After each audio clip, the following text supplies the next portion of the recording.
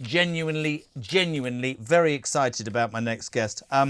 Big news story today. Transgender swimmer Lia Thomas can't compete in the Olympics after losing a legal fight against the sport's governing body. One lady who has been brave enough, despite criticism left, right and centre, to talk about this readily is Olympic medalist and author of the book Unfair Play, The Battle for Women's Sport. I think she's a legend. Sharron Davies, welcome to Talk Drive. How are you? Hello, Jeremy. How are you? I'm all right, mate. Honestly, I have watched from afar. I know how much you've got taken, and I absolutely respect you for it. I am far more basic than anybody you've ever spoken to. And I'm going to start... No.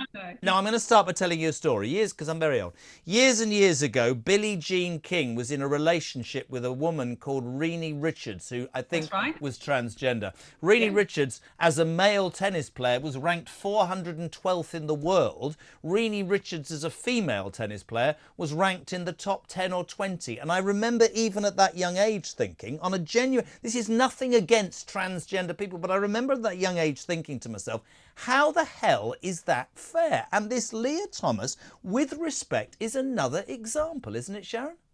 Yeah, very, very similar, except for Lia Thomas is 6'4", and was not a very good swimmer. I mean, was nearly 600th in 1500-meter swimming in men's swimming, and then transitioned and literally beat 3 Olympic silver medalists from America in sprint events. So that's a little bit like Mo Farah deciding he wants to win the 100.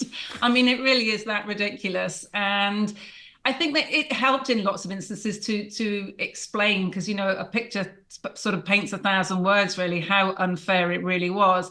What I was trying to do by speaking out was just to try and stop as many young women losing their opportunities, losing their trophies, their prizes, their scholarships as possible before we have to prove the blooming obvious, because it is obvious. You know, that's why we have men and women's sport, for a very obvious reason. We're different. And in fact, most 14, 15-year-old boy world records are faster than the women's world records. So the moment puberty hits, it makes an absolutely colossal difference. And I'm very, very proud that World Athletics are standing by their female athletes. And that helps me greatly, because the IOC have said we're not allowed to use any single words to explain that there's a male in the swimming pool racing a female in these Olympic Games. And I won't have to do that now, will I, in swimming? So that's good, because I'd get myself in trouble, because I'm not sure I'd do that. Well, so explain to me, treat me like the absolute idiot I am, okay?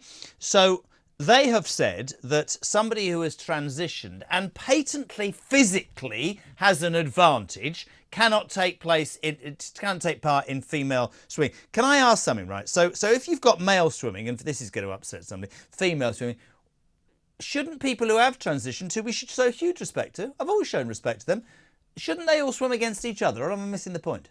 Well, and that's exactly what happened. So when Lia Thomas actually competed in the NC2As, which is the collegiate championships in America, they opted to compete with the women. However, we had several transgender men, so that's biological females, all gets very complicated, doesn't it? But biological females who identified as male, but who still opted to race with the women. And providing they're all on testosterone, the women don't have a problem with it. You know, as long as there's no unfairness, nobody cares what you wear, what you identify as, and what you call yourself. So if the women can do that, the men ought to be able to do that too. You know, this is about including men in men's races, no matter how they identify, so that it's actually fair. All this suppression of testosterone, 10 nanomoles, 5, none of it makes any sense. You cannot remove male puberty advantage whatsoever. And just to make it, you know, extremely relevant, women get 2% of the sponsorship dollar across the world. We get 4% of the primetime airtime. Here in the UK, there's 11,000 men that earn their living from sport. There's 1,000 women. And you can be damn sure there's 1,000 women don't earn anywhere near what the Premiership footballers earn. So we already have this tiny slice of the cake, and now we're not even allowed to have that. I mean, it's... Maria in Nottingham sums up nicely. She says, good evening, Jez. It shouldn't be a case of bravery to speak up for women's rights. Sharron Davies is fantastic and a light for us all. Please tell her to keep on fighting the fight. When you've taken, on a personal note, the abuse from whatever group this week is jumping up and down, when you've been called, I mean, you've accused the BBC's new director of sport, Alex K. Jelski, is that his name, of obvious misogyny. You've been very brave in your criticism, and a lot of people support that, but you've also taken a lot of personal hatred and angst. How do you deal with that? Why'd you do it? Yeah, I mean, the new head of BBC Sport wrote an article in the Times in 2019 where he called Martina and myself not expert enough to talk about the subject. And between us, we have 100 years of elite sport. You know, she's won 40 Grand Slams. As you mentioned, Rennie was her coach, right? So she was coached by a transgender woman. She came out as gay in the early 80s and took all the flack for that. I've won medals in pretty much every championships, written a book on the subject, which has won all sorts of awards. You kind of go, what do I need to do to be qualified to talk about defending women's sport? And then on top of that, which is the thing that I take the most offense of, in this article, he wrote that Ethiopian women and Caribbean women have the same advantage that men do when they race women. And to me, that's an extremely racist comment. He draws parallels. And I have a mixed race daughter who does track and field. So I'm extremely offended by the fact that he should lump, you know, Black women in with having a genetic advantage, the same as men have a genetic advantage. The category is women. It's a sex category.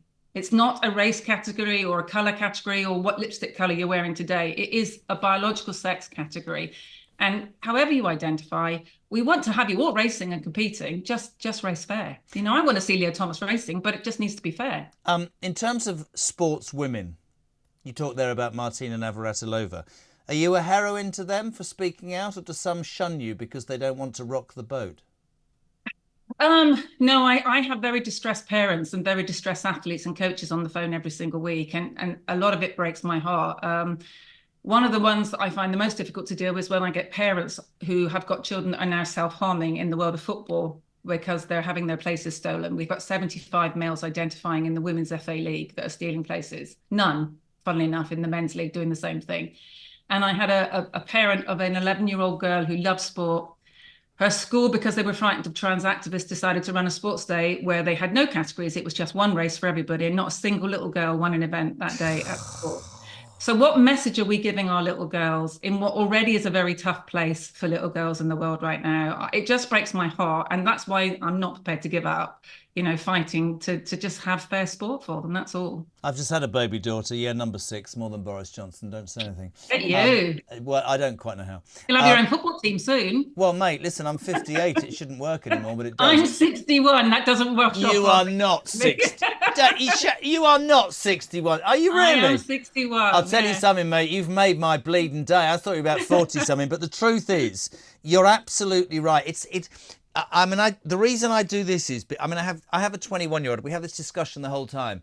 She says to me, you know, we have different opinions. I say that's absolutely fine, but what I will not give up on, and I say it to her, I am not going to be told that everything that your granny and granddad taught me is a load of old rubbish. I am not going to go down the route of thinking that everything that I thought was okay. Yes, we should absolutely be exclusive and all those things, but we've gone the other way. We've become a nation of box tickers who are too terrified to even speak out for fear of affecting or upsetting. And it's that minority, it's that activist lot that jump on the back of anything, whether it's Just Stop Oil or trans rights or that Just Stop Oil. I saw an amazing interview the other day. I think it was with James Well, and he said to this ranting, unwashed 20-year-old, what would you do if I came and threw orange powder at your wedding? And she went, well, that would be a disgrace. It's the same thing. And I'm with you. You know, transgender people should be able to perform in sport, but you cannot expect people to train all their lives and do everything and to be then placed at a disadvantage. It's not fair.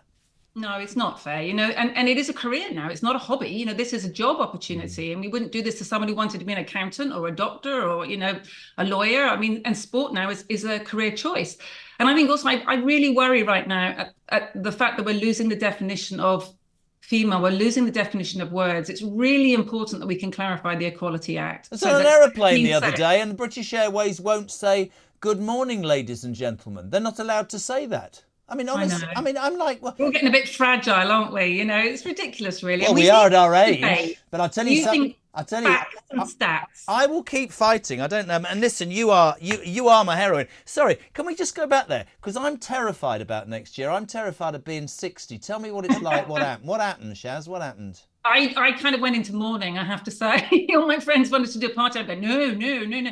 But actually, it's just a number, Jeremy. It's just a number. Okay, well, listen, you're an Olympic gold medalist and very successful. Really, really appreciate you being on. And I'm very, very grateful, as a lot of people should be, that you fight the fight you do, Sharron.